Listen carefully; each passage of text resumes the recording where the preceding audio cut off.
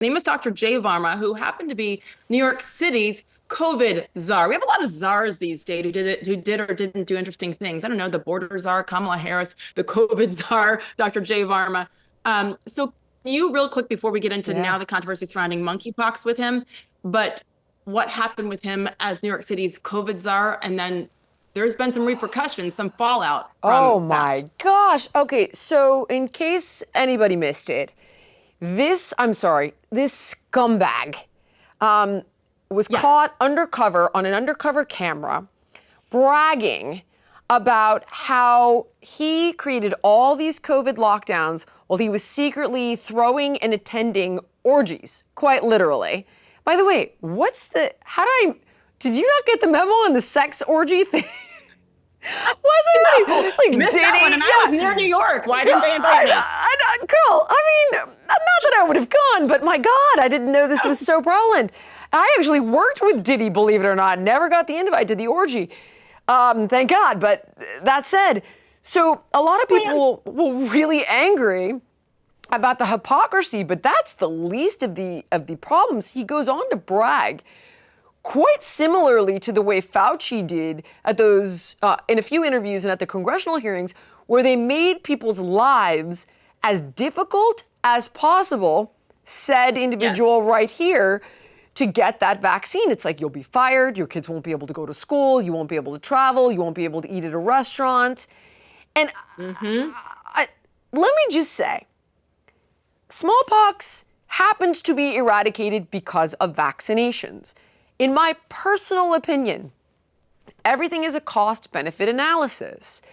If somebody had come to me and said, COVID is killing people, I got the vaccine, by the way, and I never thought twice about it. If COVID is killing people, Jill, you need to get it, herd immunity. Now I've heard the argument, well, but everybody else can get the vaccine, so they won't get it. Why does it matter if I do? And then you get the developing world conversation, right? Well, people in the developing world don't have the vaccine, so if we don't get the vaccine and we travel, you could kill a bunch of innocent people in parts of the world where they can't get the vaccines for measles and so on and so forth. I'll even go down that rabbit hole with you, I'll buy it. The issue with the COVID vaccine is that you still catch COVID. So it's not going to stop anybody from getting it. So now you're now just robbing people. You don't even have that argument of, could it do harm to somebody else if you don't get it? You're robbing them of their personal freedom over their own body. And he goes on to talk about how they pressurized people to get this vaccine. And then he goes on to talk about in these hidden videos, and I encourage, I'm sure you'll show clips, but I encourage everybody to look it up, it's out there, that the data on the vaccines was preliminary. And now you've got Varmagate 2 with this drug, what's it called? I wrote it down. Is it T-pox? What the hell is this thing called? Yes, that's the abbreviated. And actually, and the clip I'm going to show you in a second, he does go into a little bit more detail about that, but it's fascinating. I will say the guy has now been fired as of a couple of days ago because of admitting all that was going on during the COVID lockdowns, et cetera, which were brutal in New York City. So from that, I want people to have the background on why this dude is scum of the earth, as you said. But yeah, so he has now admitted, and it was recorded by an undercover reporter from Steven Crowder's show, and it's Mug Club. And so let's take a listen to that real quick so people fully comprehend what this man has admitted. What we're working on is not necessarily nice back then. We're working on a drug for a disease called monkeypox. Remember this big outbreak a couple years ago? Mostly spread among gay men and stuff like that. Honestly, in the United States, the risk is very low. It's only primarily transmitted among gay men, but it doesn't spread very often. There is some spread between men and women in Africa, but it's mostly among sex workers. And for a disease like this, which kind of like gives you ugly rashes all over your body, people will like want to get treated. Whereas with COVID, it's a little harder because it's kind of like, oh, it feels like a cold. Do I really need a medication?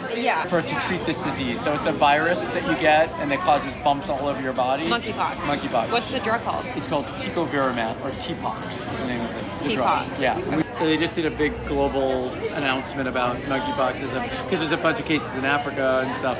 And so there was Who did a global announcement? The World Health Organization did an announcement about a public health emergency. It's like all over the news and stuff. And they want to stop it from spreading around the world. So that's going to make people sick because there's going to be another outbreaks of it.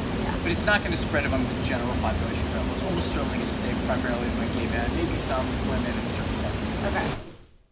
Okay. Isn't that great? Thank you to Steven Crowder's show for going undercover to talk to this guy who has now admitted not just the COVID sex parties, but basically that this thing is nothing. But we have the drug to cure it after we scare everybody, thanks to the World Health Organization making an announcement, which is the reason why my daughter He's on called the me in tears advisory again. board of the WHO, by the way, and the drug doesn't work. Did you see that, Sage? It didn't work in the studies. So they took this drug. Okay, so I watched this whole thing through when you sent it to me so I could speak to you in an eloquent fashion or somewhat educated fashion on it. So, all right, there's no such thing. This was utilized for smallpox, guys. There's no more smallpox because of the vaccines in the 70s, so I think it's important to note that. Now then, they are making governments, through fear-mongering, stockpile the drugs. Yes.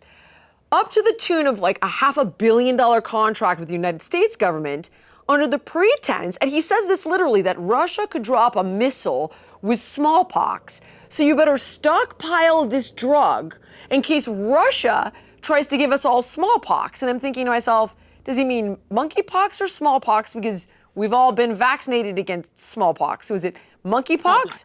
But the best part is it doesn't work.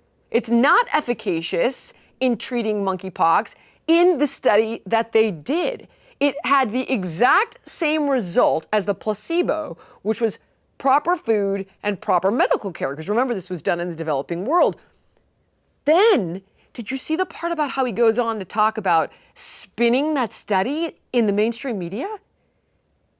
Sage. Yes, like acknowledging how easily they can spin and trick the media to tell us what to do, what not to do. Basically, the fear mongering all over again that everybody is still trying to recover from with COVID. He goes on to say, I'm hooked up with the New York Times, Politico, the Washington Post. I know all the journalists. And he's spinning the narrative so that he's hoping, he goes on to say, he hopes that while they can say, yes, this study, it wasn't done properly. In other words, it wasn't designed the right way. It's very efficacious and it's used in an emergency. So this emergency bifurcates all of the necessities, I'm guessing, that would go into authorizing this drug. Because it doesn't work. And then he goes on to say, because if we don't, then the stock will go to zero and the company will be worthless. Yes. The company, by the way, that has a $500 million market cap and the largest shareholders are Vanguard, BlackRock, and State Street. Girl. Yeah. Sage, go. Here we are again. Go. Go. I'm just talking about, and then they wonder why we don't trust. We don't trust the government. Nope. Because they're obviously all tied up in this. We don't trust the medical profession. We don't trust doctors anymore who are still getting paid off from saying you really, really, really should get this vaccine. You go into Walgreens, CVS, Rite Aid, and you hear on the loudspeaker the COVID booster, here, weather's coming. Like it doesn't end. So in your professional opinion, and I know you're not a doctor, but you're a hell of a lot closer to a doctor than the people who actually are MDs these days, it seems.